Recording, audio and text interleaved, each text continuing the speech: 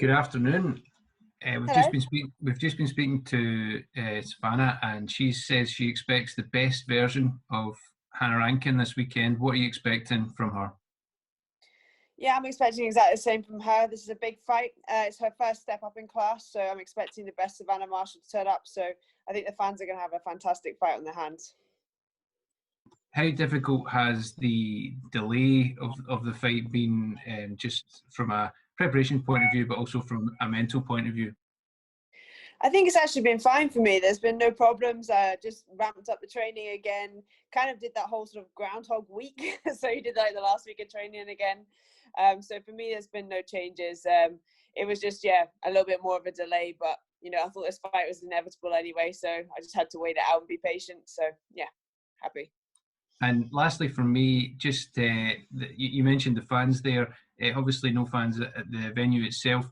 How frustrating is that as a competitor? For me, it doesn't make any difference. I mean, coming from my musical background, I performed in massive auditoriums with like huge audiences, and then I performed to like two people, like my mom and dad, when I was doing the solo performances. So for me, it doesn't make any difference whatsoever. And having a chance to have seen that in the last bubble, I know what it's going to be like. I know what it's going to feel like, sort of vibe and stuff. So yeah, I'm feeling like it's not going to make much of a difference. Obviously, if we were at home in Scotland, I would be gutted to not have fans, because obviously, all my family and friends would be there and be making a lot of noise. But yeah, as it is, no problems for me. Thank you. No problem. Thank you. Arif, do you want to jump in next? You might be on mute. There we go. I'm fine with this one, thanks. Okay, no problem. In that case, we'll pass over to Ryan Elliott from Boxing Social. Hiya, Hannah. Thanks for joining us. Just a couple of questions from me. Look, you were pleading with Savannah to stay on weight following the postponement of this fight. Was there any real concerns with you that this fight wouldn't get turned around so quickly? No, I think I was actually really impressed that they managed to turn it around so quickly. I wasn't expecting such a quick turnaround from Matchroom, but massive thank you to Eddie Hearn and Matchroom for sorting it out. Obviously, there's always the concerns at the moment with the COVID situation that things are going to get cancelled last minute. So to be on the very next show is massive. So really excited. And also, it's the Usyk Chisora undercard. What's not to be excited about, Absolutely. Now, Hannah, one thing I wanted to touch on, you've been in with plenty of top names in your career. You've been the distance many a time as well. How important is professional experience in this fight, in your opinion? Oh, I think it's massively important. When you're fighting for the championship distance, I've done it quite a few times now. You just got to know how your body reacts. You got to know how it's going to feel when you're in those last few rounds, how you've got to push yourself. And I think that's a massive advantage on my part for this fight, as something that Savannah's not really experienced yet. So I think it's going to make a huge difference on the night. Now, this fight is joining a growing list of all-female domestic fights that are sort of capturing the imagination a bit. I know you'd be happy and dying to have your fans in there if possible, but even though it's behind closed doors, what has the response been like back home? Oh, response has been amazing. Always whenever there's a Scotland versus England competition or fight or anything like that, people really get behind it. There's always that sort of like extra fire for it, if you like. But yeah, response has been amazing. Lots of support from home as always. Scottish fans are the best fans out there, in my opinion. So yeah, I've had huge support, and I really can't wait to take that world title back to Scotland. All right, Hannah, thank you very much for your time. All the best. No problem. Thank you. Thanks, Ryan. James Lupton, do you want to jump in next? Yep, perfect. Hannah, how you doing? Yeah, I'm good, thank you. How are you? Very good, thank you. I spoke to Savannah a minute ago, and she said on paper you probably are her toughest opponent to date in her professional career. What do you bring to the table that she's maybe not faced yet, do you feel? No, I feel that she's correct in saying that. Yes, I've got a lot more experience as a professional, and I think it's going to be a different night for her. When you're going through the championship distance, that's where I'm more experienced. I'm aggressive, I'm a come forward fighter, and I'm really going to put it on her. Also, the difference for this is, for me anyway, is that she has actually got an opponent that's had a full training camp to train for this fight, and somebody who's coming out to beat her. So I think that's a totally different thing to face in the ring when you've got someone coming out who's coming out to win at all costs. So yeah, it's very different. Absolutely. Do you feel she maybe relies on her amateur experience a bit too much? I don't know. I think all fighters who've come through the amateur system, like that's where they've had their experience. That's where they started off and things.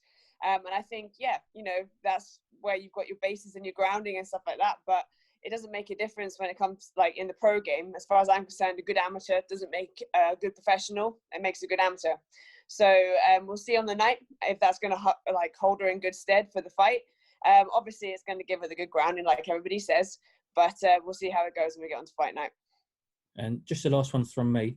Obviously, there's always been talk with Savannah. She's always been linked to Clarissa Shields, obviously from their amateur fight. Do you feel that she may be looking past you? I know Eddie Hearn sort of mentioned that could be something for next year.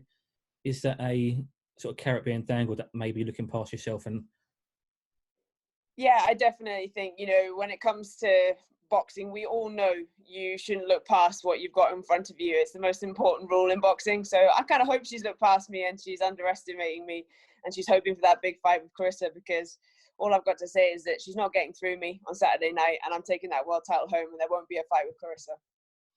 perfect. Thanks, Hannah. No problem. Thanks, James. Next up, I'll pass over to Ron Lewis. Hi, Hannah. Hi, Ron. How you doing? Oh, yeah, I'm very good, very good.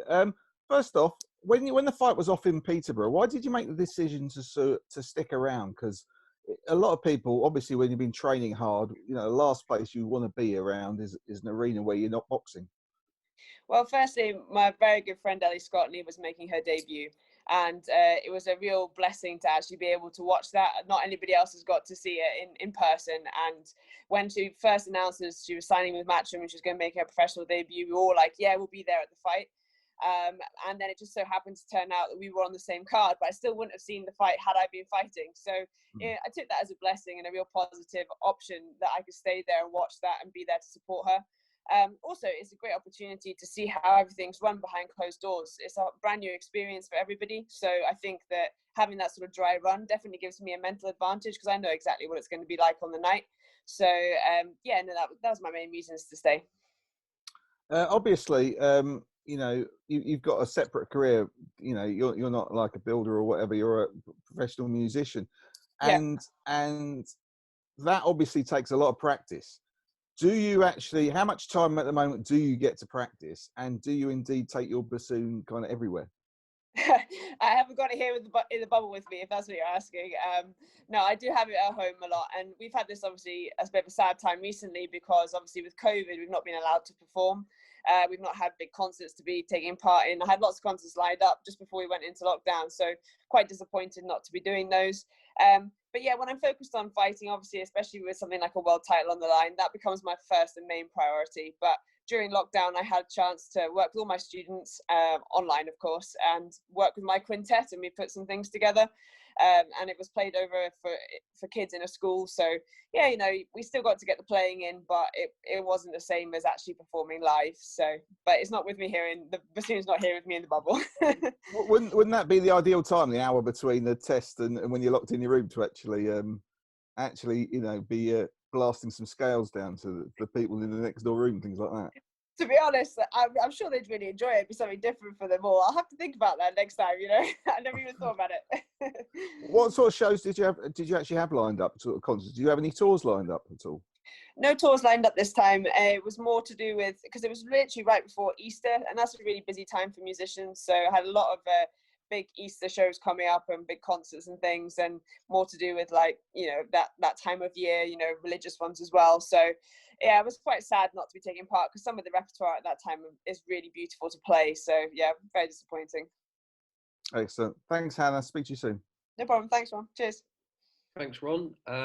Any more questions from anyone? I think we've got Mark Staniforth from PA. Hi, Hannah. How you doing? Hi, Mark. I'm good. Thanks. I just wondered to what extent you took an interest in that first wave of female Olympians that Savannah was obviously a part of, and did you ever feel sort of envious that, you know, you might have wanted to be a part of it? No, I didn't. I came to boxing later on. There was no opportunity for me to have gone into it and become an Olympian. That was never a route that I was like, I saw myself going into. I came to boxing later. I was actually doing it for fitness, and then I went into white collar and was doing some of it for charity. So for me, it was something, when I decided to turn professional, I just really wanted to see how far I could take the sport.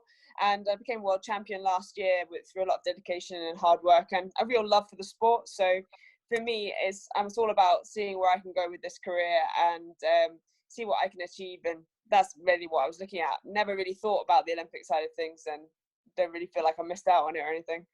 Do you think perhaps that gives you an edge in terms of sort of an extra hunger, because fighters like you have had to come through it sort of taking your own risks and everything, whereas the girls on the GB program are to an extent spoon fed, you know, and they get everything, get all the funding, get the day-to-day life kind of thing, and they don't have to take the kind of risks that you had to so early in your career.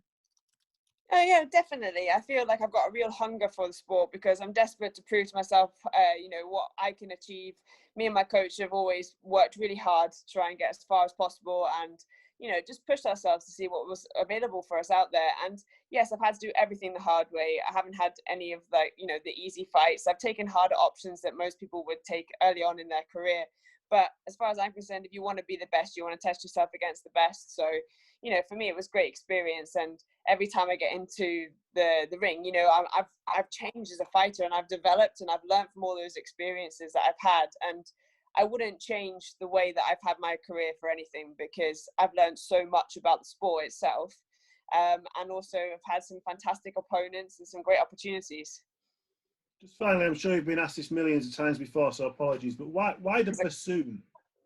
Why the bassoon? Yeah, in particular. Well, I actually started on the flute when I was younger, and a really nice old lady donated a bassoon to my school.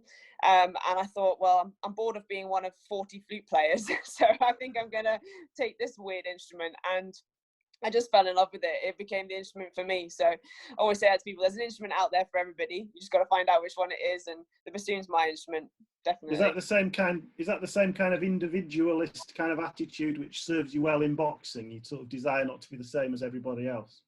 Yeah, I mean, I'm always encouraging people to be yourself. It's really important that you are proud to be who you are, and you focus on what you're good at and how you can improve your skills and abilities and things like that. So yeah, I like to be an individual. I like to go out there, do new things, showcase what can be done, and push yourself, and take challenges when they come up.